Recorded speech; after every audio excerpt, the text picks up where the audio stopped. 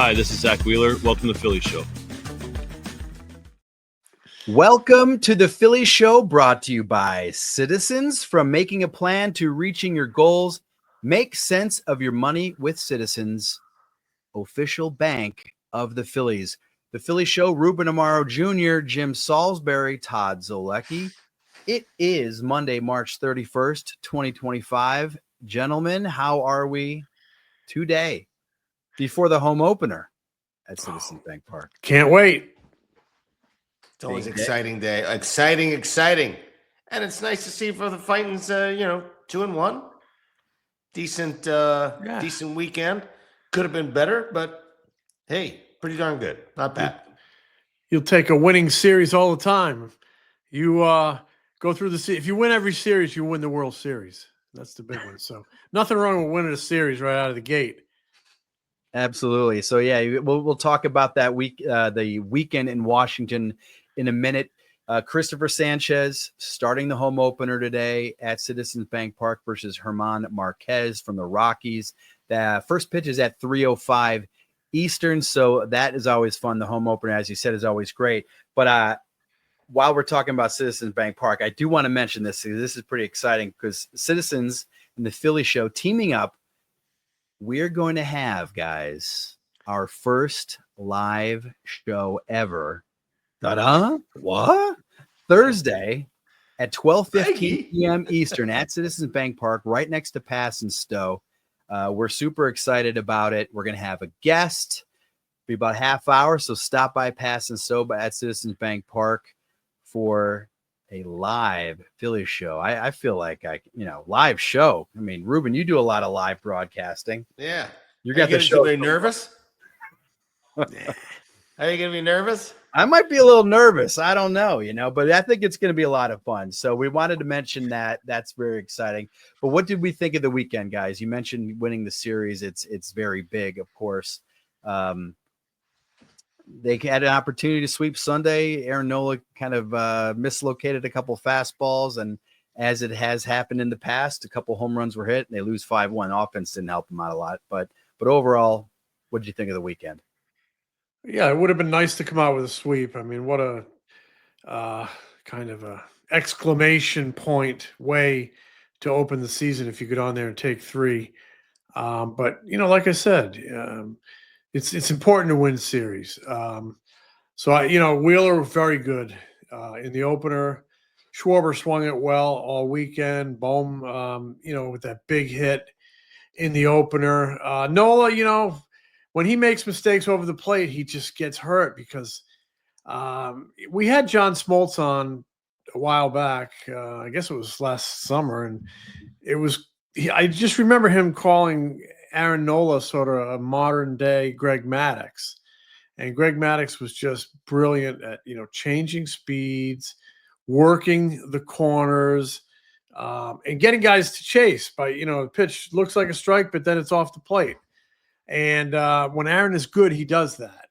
But when he makes a mistake with that fastball over the plate, or if he gets it up, a lot of times he's going to get hurt because, both home runs he gave up on Sunday were on fastballs that were like 92 and change. Once upon a time, that was a big fastball. It's not a big fastball anymore. You're not going to get it by people. These guys are geared to hit velocity. So if you make a mistake make a mistake over the plate with that fastball, you're going to get hurt. And especially if you have runners on base ahead of those mistakes. That's what happened to him on Sunday.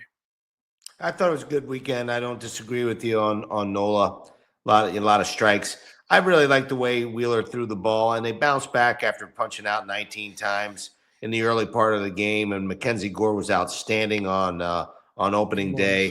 He was throwing in the shadows, no excuse. But I mean, it's real difficult to pick up the baseball. But Wheeler, pitched really, really well. I was also really impressed by the way Luzardo threw the baseball, and for him to step forward the way he did in his debut. Really good stuff. Using a sweeper, not a slider, a little bit of a different pitch, a little bit shaped a little bit differently, and used it very, very well and very effectively. I think in general they pitched pretty well. Romano struggled a little bit. Alvarado threw well. Kirkring threw the ball well. Some guys did a pretty good job. So all in all, I think it was a positive. I think the back part of the lineup, even though Trey Turner was not in the lineup a couple of times, I think Edmundo Sosa had a couple of really good days. He always comes through every time he gets opportunities. So some contributions from different guys, and just overall, pretty decent 2 out of 3 from a team that's not really going to be going anywhere, and it's a young team and it's still rebuilding with a lot of problems from their bullpen. Mm-hmm. But they did their job. They won 2 out of 3, and I think that's a positive going into the game this evening or this afternoon. Yeah, so let's it's Monday, and Monday, guys, what it is. It's Best Week by Manco and Manco. Yeah, baby. Yeah. Manco and Manco, the best of the best week. It's where we pick our best Phillies performance player of the week. Guys, who wants to get the ball rolling today on Manco Manco best week? I'll take the first slice of that pizza. Ruben's not surprised. No. I'm going to go Kyle Schwarber as my Manco's best of the week. He hit under 200 in spring training, struck out a bunch. He will strike out, obviously. And he had some strikeouts over the weekend, but he also had 5 hits and 2 bombs. I think he only had 9 hits in spring training. So he comes out with 5 in the first 3 games, and it's like riding a bike for Kyle Schwarber. Once the bright lights go on and the third deck goes on the stadium, he's ready to go and hit a big home run, hit a couple big home runs for this team.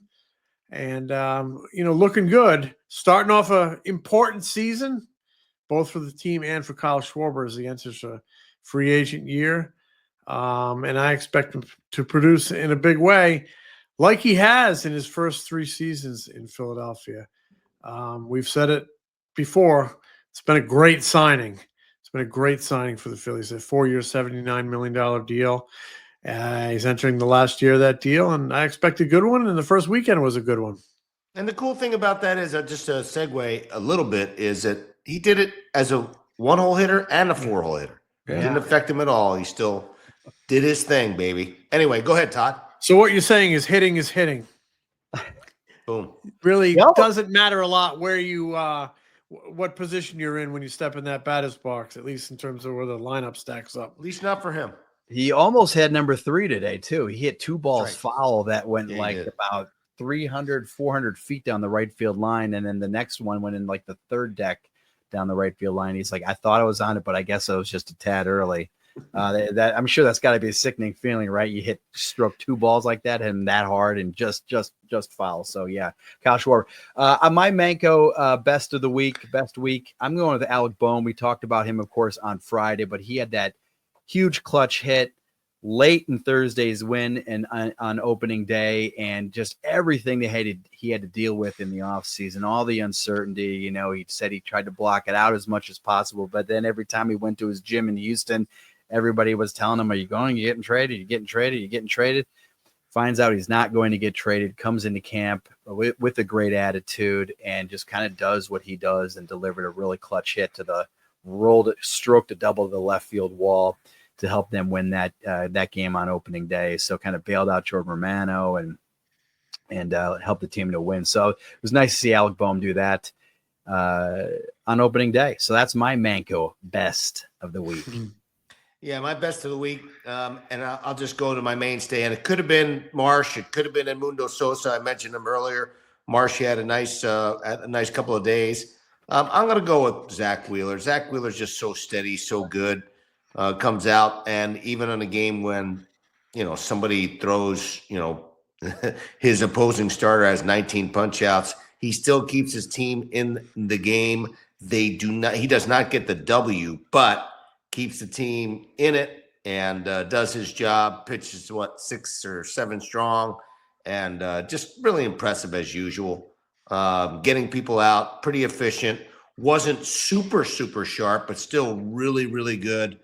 And I just love the way he sets the tone, man. He remains the best starting pitcher in baseball for me, and he proves it day in and day out on the mound. I heard some chatter that those shadows in opening day, they were real. I mean that's a lot of strikeouts. But it was tough to see the ball, and I heard some chatter that folks were saying, "Well, that's excuse making," and okay, whatever. The people saying it's excuse making by the Phillies hitters. Well, I think if you want to know that the shadows were real and really affecting hitters, you read what Wheeler said, that he was hustling back out to the mound every inning because he wanted to take advantage of the shadows. So he knew they were real too, and he utilized them and exploited them as well. Absolutely, no doubt. And I want to mention this too. If you subscribe to the Philly Show on YouTube, you have a chance to win a Manco and Manco gift card. So subscribe to the Philly Show on YouTube. Underneath it in the comment section, just put down your favorite Phillies player of all time, whoever that might be. If you love Chuck Klein, put down Chuck Klein. I don't know why you would, but maybe you love Phillies history. You know what I mean? Whitey Ashburn. Maybe he's a Hall Whitey of Famer, man. He's a Hall of Famer. Maybe Halliday. Maybe Ryan Howard. Chase Utley. Who knows? How about Rafael Quirico? There you go. Porfi Altamirano. How about that? Wow. I just looked him up at a little Phillies trivia question. Wasn't he involved in a trade, a big trade? I can't remember who that was for, but Gary Matthews. I think he was in the Gary Matthews deal many, many moons ago. But so yeah, go on the YouTube channel and check that out. So I wanted to update you guys a couple things, some injury updates. So Trey Turner did not play on Sunday. He also didn't play on Saturday. He got scratched on Saturday because of back spasms. He is feeling better, but Rob Thompson said after Sunday's game that he's probably not going to play in the home opener. The idea being, of course, you have Tuesday's off day and you can give his back another day of rest. So this is something that's kind of been bothering him, it sounds like, for maybe the past week. He said it crept up. His right hip kind of locked up on him with about 3 or 4 days left of spring training. And so they just want to kind of make sure that they can knock that out of there. So don't expect Trey Turner to be in the lineup in the home opener.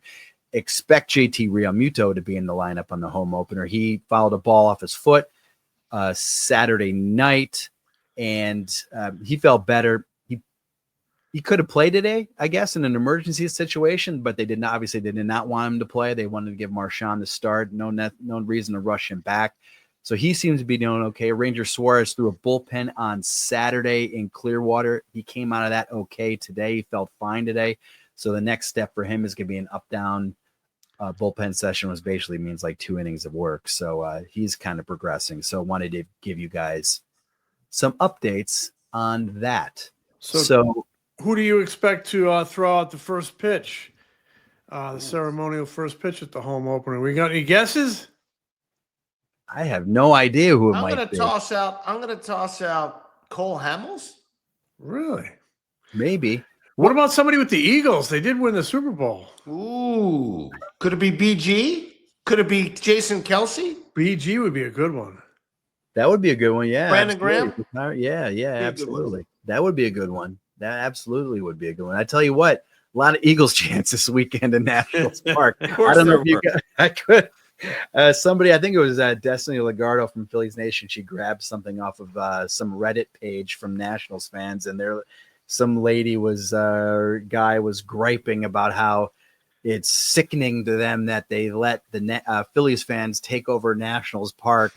And if I hear another Eagles chant, I'm going to lose my mind. Something along those lines. So too bad. Yeah, too bad. Fill your own ballpark. Exactly. Fill your own ballpark. No doubt about it. So, hey, guys, we got another segment here. We didn't get into Jesus Luzardo, but I wanted to talk about Jesus. Citizens' money moves. Okay, make sense of your money. This is where we kind of go over the money play, money decision, money moment from the past week. And we think it's got to be Jesus Luzardo. And I think the move that we're referring to is the December trade to bring Jesus Luzardo to the Phillies. They traded 2 prospects, Starlin Caba, he's a top 100 prospect by MLB Pipeline, and Marion Boyd, who's a burner outfielder. They sent them to the Marlins for Jesus Luzardo. But guys, Jesus Luzardo, I know he only went 5 innings, but 11 strikeouts. Yeah. Second most strikeouts in a Phillies debut ever. We were talking about this on X Saturday night, guys. Ruben, you played in the game of the guy who set the record, Garrett Stevenson, May 13th, 1997. Garrett Stevenson strikes out 12 in his Phillies debut. Ruben, had a serious hook working. I was playing center field and left field, I think, that day. You hit 5th that day. You knocked in a run. Jim, you covered that game for the Philadelphia Inquirer. So I did, yeah. Isn't that funny? I mean, I put Ruben's name in the newspaper. You made me, Jim. You made me. His mom cut it out and put it on the fridge. No doubt. Hey, the funniest, the craziest part about that is that I was hitting in the 5-hole protecting Darren Dalton, who was hitting in the 4-hole. You know your team's not that good when I'm hitting in the 5-hole. Wow. But Luzardo, guys, I mean, 11 strikeouts in 5 innings. Ruben, you mentioned the sweeper. He struck out 5 on the sweeper, which is a brand new pitch. He struck out 5 on his slider, which is kind of like the pitch he's had forever when his great breaking ball. Got another on a fastball. The fastball velo was there. It was 96.9 average on Saturday, up 1.7 miles an hour from last season when he was backed up. I mean, he was bringing it. The breaking stuff was great.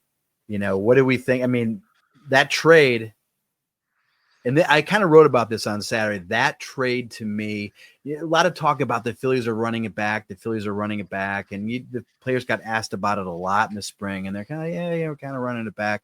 But I think they kind of said nobody's really giving Luzardo like the props that he deserves. If he's healthy, he can be really, really good and be a real big difference maker. And he kind of showed an example of that on Saturday, I thought.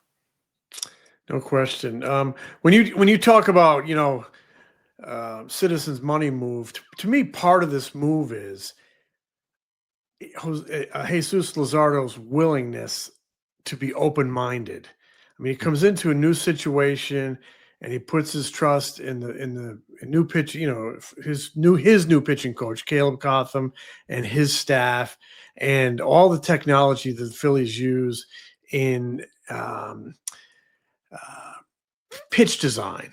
And he's, added this sweeper, and like you said, he got 5 of his 11 strikeouts on that pitch. It's just his overall, and even Wheeler's had it, overall willingness to listen and to work with these guys and then implement the adjustments that, the coaching staff is helping you with. They have all this technology that can, help you with your release point, finger pressure, how it comes out, and then you can make the ball do these great things that we're seeing. So just in addition to them bringing on Luzardo, him being open-minded, and then, receiving the instruction he has from the Phillies pitching people, I would imagine after a start like that, he's got to be really excited, even more so than he was, coming out of spring training, new team. He's got to be feel like he has a new toy and he's ready to run with it. He's got to be excited for this season just to see how good he can be. Yeah, there's a whole lot of things to unpack with this Citizens money move. I think that the biggest thing for me is I always believe in starting pitching. You can never have enough starting pitching depth, as we've seen with Ranger Suarez going down, at least in the early part of the season. And I mean, you're bringing not just a quality arm, but it seems like a quality person, and someone wants to get better and better, as Jim states. The cool thing about this was that, one, he had this brand new pitch and he utilized it. Didn't talk about it a whole lot during the spring. I think it was they wanted to make that sort of a surprise. He was working on it a little bit. He's obviously working on it during the spring, but didn't talk about it a lot. But he also said afterwards that, someone mentioned something about his changeup, and his changeup is like a really good changeup. and he's had a lot of success with it, but he wasn't happy at all with it. So it was interesting. It seemed like he liked his outing, but didn't love his outing. So he's one of those guys, for me, is sort of like a perfectionist. I love the fact that he didn't feel like he did enough. I think that he feels like he can be even better. And when you have that kind of mentality on the mound, that's exactly what you want when you're in the front office or you're on the staff or you're a teammate of his. You want a guy who's searching for greatness and searching for perfection. And that's what seems to me what this guy's mentality is about. Pretty serious kid, goes about his business very professionally, and the way he handles the media. And he sort of reminds me a little bit of, some of the other guys on the staff, Aaron Nola and Zack Wheeler. Those guys pretty serious about their craft and wanting to be as good as they can possibly be. I think it was a strong move. And don't rule out that other move that they made with bringing Kepler in, because he's a pretty professional hitter, and that's another one of those good moves. But definitely that's the Citizens' money move to talk about in Luzardo's acquisition. Ruben, you're right, though. Like, it's funny now that I think about it, like talking to him after the game on Saturday, he didn't seem like too ecstatic by anything. It was just kind of going through it, kind of breaking it down to us, like what was going on. Because the first time he threw in spring training, he threw 2 sweepers, right? And he kind of really he says, guys, this is not even I think the quote was, this is not even a confirmed pitch yet. So kind of like, everybody relax. I don't even know if I'm going to throw this thing during the season. Like, I'm just kind of fiddling around with it a little bit. And, but then obviously then he threw 21 sweepers on Saturday night. And I remember asking him, was that part of the plan to throw that many? He's like, no, it's just kind of the way the game went, kind of how it was feeling coming out of the hand. Oh, good. But yeah, he didn't seem like, he was just kind of business, kind of breaking it down. He wasn't super ecstatic with it or anything like that. He was like, yeah, it's just how it kind of went. It's how I was feeling good. So we decided to throw a lot of them. And obviously that's a great new tool to have in the toolbox. And it's just like a lot of guys who have the ability to pitch. If he doesn't have a feel for that one, maybe he can go to his slider or his changeup the next time. If he doesn't have a feel for, his slider, maybe he goes to the sweeper, whatever the case may be. But that's a nice little tool to have in the box. Yeah, real-time adjustments, what's working. And, the other half of that equation in what's working is the catcher. And nobody knows better what is working than the catcher. He's, he gets a feel for that swing. He sees the action on the pitch, and then he keeps putting the finger down. Well, in the old days, you put the fingers down. Now he pushes the button. That is right. Push the right buttons, Jim. You always got to push the right buttons. I missed the fingers. You missed the fingers, putting them down. Well, Ruben used to always give me fingers. Give you the finger, did you? Yeah, I did. Occasionally. Well, and I wasn't happy about his stories. Yeah. Yeah. And sometimes I even got more than that. Oh my gosh. Okay. Well, so Citizens Money Moves are brought to you by Citizens. From making a plan to reaching your goals, Citizens has the personalized advice and tools to help you make sense of your money. Citizens, official bank of the Phillies. How cool is it to have Citizens aboard? That's it's good stuff, man. It's awesome. It's awesome. I've been a Citizens guy for a long time. Todd knows this story. I've been banking with the Citizens for a long time myself. Jim, you got to tell this story. This is kind of funny. I mean, it's true and it's funny. You got to tell it. So Citizens, they started in New England, and right where I grew up near Providence. And my first little bank account, I think I had $8 from my first communion, and I opened my first little savings account at a Citizens in Greenville, Rhode Island. You can look it up, as they say.